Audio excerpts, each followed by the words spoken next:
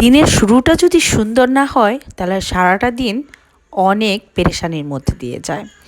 যার সকালটা সুন্দর তার সারাটা দিনই সুন্দর। আসসালামু আলাইকুম, কেমন আছেন সবাই? আশা করছি অনেক অনেক ভালো আছেন। আলহামদুলিল্লাহ আমিও অনেক ভালো আছি।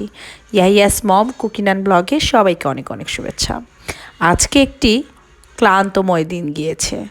খুব সকালে উঠে শুনলাম সারাটা দিন টাঙ্গাইলে গ্যাস থাকবে না। ঝটপট করে উঠেই আগে রান্নাঘরে চলে গেলাম। মেয়েদের সারাদিনের একটাই চিন্তা, রান্না কি করব আর কি দিয়ে বাচ্চাদের খেতে দিব। সে কথা চিন্তা করতে করতে কিন্তু দিনের অর্ধেকটা বেলায় চলে যায়। তবে আজকে আর চিন্তা করার কোনো অবকাশ ছিল না। সকালে উঠেই রান্নাঘরে চলে গেলাম। এক চুলায় ভাত, আরেক চুলায় হাতে মাখা ইলিশ মাছ ভুনা। আর এই মাছটা কিন্তু ঝাটকাই বলা চলে। যাই হোক, ইলিশ মাছগুলো কিন্তু খুব ভালোভাবে আঁশ ছাড়িয়ে ধুয়ে নিয়েছি। তো আরেকটা কড়াইয়ে আমি পেঁয়াজ কুচি, কাঁচা মরিচ কুচি, হলুদ গুঁড়া, মরিচ গুঁড়া, লবণ আর খানিকটা সরিষার তেল দিয়ে খুব ভালোভাবে হাত দিয়ে চটকিয়ে চটকিয়ে মেখে নিতে হবে। বিশ্বাস করেন, এভাবে ঝটপট কিন্তু রান্না হলেও খেতে কিন্তু বেশ মজা লাগে। মাঝে মধ্যে কিন্তু আমি এভাবে হাত দিয়ে মাখিয়ে ভাপা ইলিশও করে থাকি।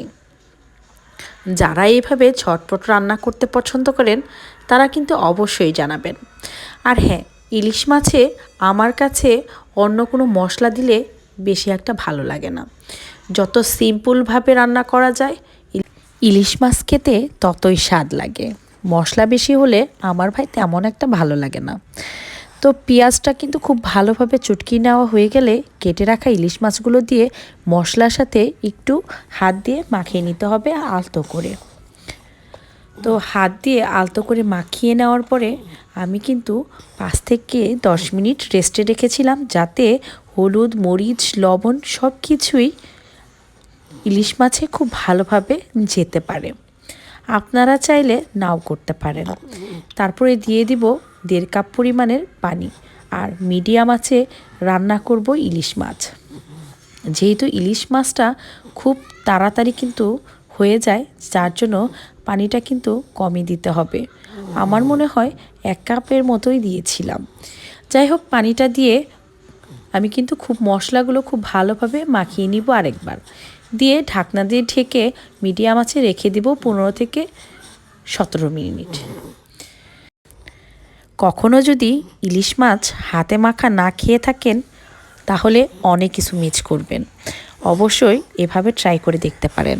আর হ্যাঁ, আমার ভিডিও আপনাদের কাছে কেমন লাগছে অবশ্যই জানাতে ভুলবেন না। আপনাদের প্রত্যেকটা কমেন্ট আমার জন্য অনেক অনেক গুরুত্বপূর্ণ।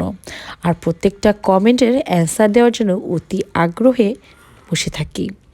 এতে করে আপনাদের সাথে নতুন নতুন সম্পর্ক তৈরি হয়।